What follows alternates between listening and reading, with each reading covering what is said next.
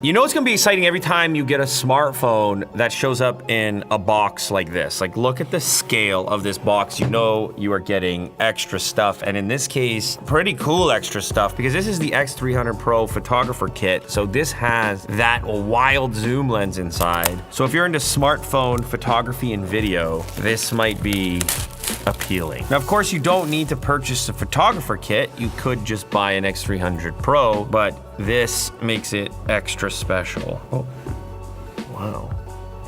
So this pull tab, this is like a lifting pull tab. Very luxurious, like a suede-like material. Uncover the photographer within. X300 Pro. Brown in color with a dual SIM, 16 gigs RAM, 512 gigs ROM. So that is number one, and then we pull our drawer here. And inside here, we're gonna find our imaging grip, phone strap, decorative ring, filter adapter ring, lens adapter ring, and the telephoto extender. This thing is wild, look at this. Whoa. First things first, this is the telephoto adapter.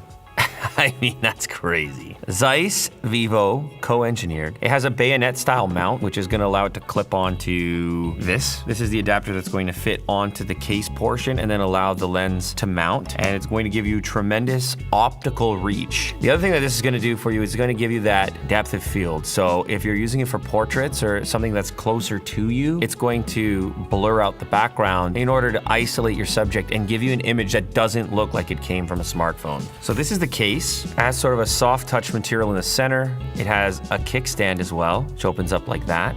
And then maybe more importantly, it's able to act as an attachment point for your camera controls. And this is gonna slide on like this. And it clicks into place. This is gonna give us a much more comfortable grip as well, especially when we're supporting the weight of the telephoto adapter. The ring actually locks into place. See this little dot? It actually has a satisfying click. Nice. This is actually gonna be your filter adapter ring if you wanna put an ND filter or something like that. And this is another decorative ring if you wanna have a different color. I don't know if you guys can spot that difference. This is like a slightly brighter metallic color. As you can see, this is a pretty robust camera strap. I mean, not just for this device, but for any camera really. You got the carabiner clip, got the braided styling, a couple of orange accents, and a quick release as well. Nice.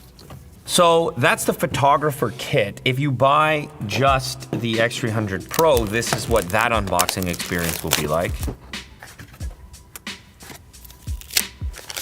Ooh, cool. So they're calling this brown. It's like more of a tan. Very boxy design. You see the flat edges and obviously your substantial camera section, which already has quite a camera array, including your periscope style zoom lens, but that goes to a whole different level with the optical zoom adapter. Type-C on the bottom, you've got your dual SIM card tray there, power, volume rocker. And they've also got their own dedicated customizable button. Also in this package, you will receive a SIM tool, a case. It's nowhere near as elaborate as the one that comes in the photographer kit, but it matches, it's a color match, and it's something to get you started. And then, of course, a USB-C cable is in there. I just wanna see what this whole thing is like. A case, which goes on fairly easily. You can see that extra button is mapped to the outside of the case, a metallic style of paint to it. Our kickstand here allows us, obviously, to prop the phone up in a couple of different orientations, which is nice. We have a cutout for our flash as well, and then, of course, you can see the attachment points for the strap. If we would like to put the grip on, you'll notice that it's connected via Type-C directly to the phone, and when you insert it, it's guided by these channels on the case, so it lines up perfectly and clicks, so it's not gonna fall off. And now we have something that's way more comfortable already, even without any kind of adapter, just for shooting in general. You know, it can be a little bit uncomfortable pinching your device in these awkward ways like this is. If you've ever used a real camera, you're feeling a lot more comfortable in this situation. It's just a couple of clicks. Ooh, another satisfying one, here we go. Beautiful. So you could leave that on too and use your smartphone like that, but they give you these decorative options in case you prefer to have a more minimal kind of setup. Once you have that on there, then we're gonna bring our lens in and things are about to get wild. I'm a little sensitive bringing it up, but as soon as I heard that we were shooting this video today, I was thinking, man, this would have been so cool to have at the Jays game. I was at the Jays game 6. I had pretty good seats to begin with, but if you had this thing mounted up, you're at home plate and with tremendous clarity and something that's kind of unbelievable on a phone. This is gonna fit in like this and then just twist into place. Also satisfying. And then it has its own release button in order to free it. And I like how it has the marking on there as well, so you know roughly where to start it, and then it clicks. Once you have this thing mounted, it makes a lot of sense to have a handle on there, because now you've got some weight, you have some legitimate optics on here.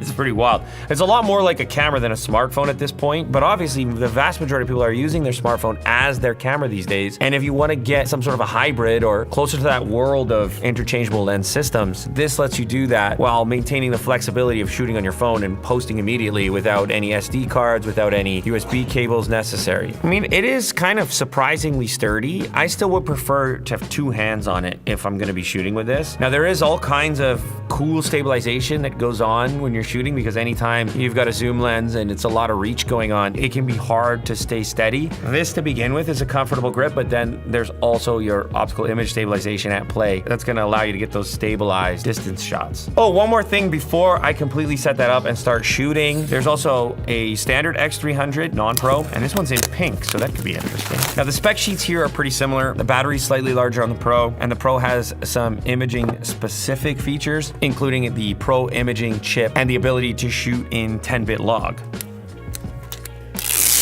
So yeah, this one's really comfy to hold. They call it pink, but it's more like pearl. It changes colors slightly. I don't know if Mo's gonna be able to pick that up. A rainbow effect on the ring around the camera section. Inside the package, they're also gonna give you a case to get started, a SIM tray. This case is definitely pink, more towards the pinkish hue. And then they're also gonna include like a serious power brick and USB cable. This is a flash charge, 90 watt, unbelievable. So they're gonna give you a 90 watt charger in the package. If I was comparing this to an iPhone, yeah, this would be sort of like the Pro versus something closer to like the Pro Max. When it comes to scale, you're looking at 6.7 inches on the X300 Pro and 6.31 on the X300. So the X300 has 2000 nits of global peak brightness plus 1 nit minimum brightness. You can get that gentle viewing experience even if you're in a completely dark room. So at the core of the X300 series is the Dimensity 9500 flagship platform. Now, this is developed with MediaTek and built on TSMC's N3P process. Now, this dual chip integration is going to have benefits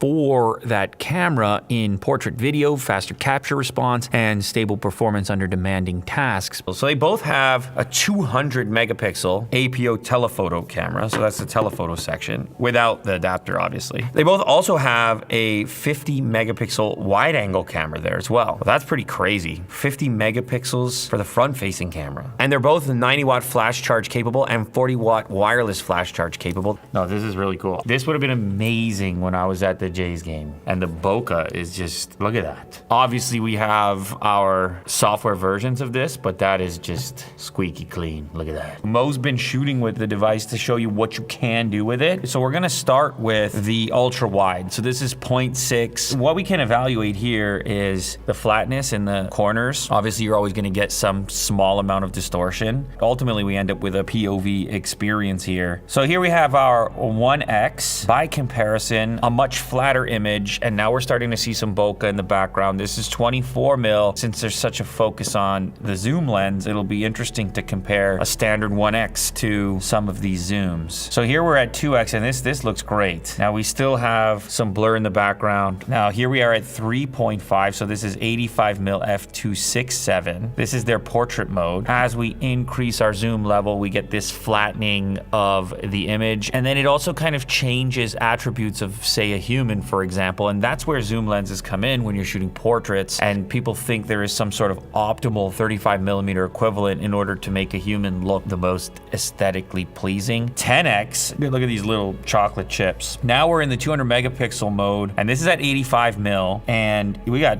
like a lot of detail outdoors. Now we have more light. That's a hell of an image. Here is an example of 4K 30 video, but here you can see the close focus is pretty amazing. And this is on the 1X camera, I presume.